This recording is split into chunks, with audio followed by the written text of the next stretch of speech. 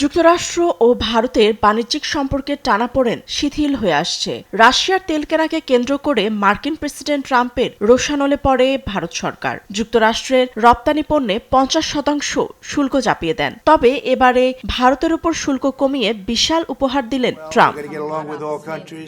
ঐতিহাসিক এক চুক্তিতে সম্মত হয়েছে যুক্তরাষ্ট্র ও ভারত। চুক্তির আওতায় যুক্তরাষ্ট্রের রপ্তানি পণ্যে 50% শুল্ক কমিয়ে 18% শুল্ক আরোপের ঘোষণা দিয়েছেন মার্কিন প্রেসিডেন্ট ডোনাল্ড ট্রাম্প। সোমবার ভারতের প্রধানমন্ত্রী নরেন্দ্র মোদীর সঙ্গে ফোন আলাপের পর ট্রাম্প সামাজিক যোগাযোগ মাধ্যমে এই ঘোষণা দেন। তিনি আরও বলেন, বন্ধুত্ব ও সম্মানের খাতিরে এ সিদ্ধান্ত নিয়েছেন।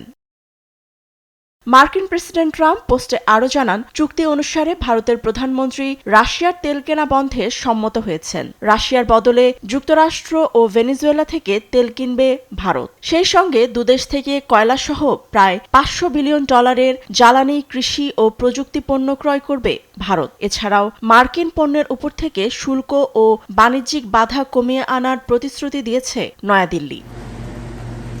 এদিকে ভারতের প্রধানমন্ত্রী নরেন্দ্র মোদী মার্কিন প্রেসিডেন্টের সিদ্ধান্তকে স্বাগত জানিয়ে টুইটারে লিখেন, প্রিয় মিত্র, ট্রাম্পের সঙ্গে দুর্দান্ত আলোচনা হয়েছে। মেড ইন ইন্ডিয়া পণ্যের ওপর শুল্ক কমানোর সিদ্ধান্তে ভারতের 140 কোটি মানুষের পক্ষ থেকে ধন্যবাদ জানিয়েছেন মোদী।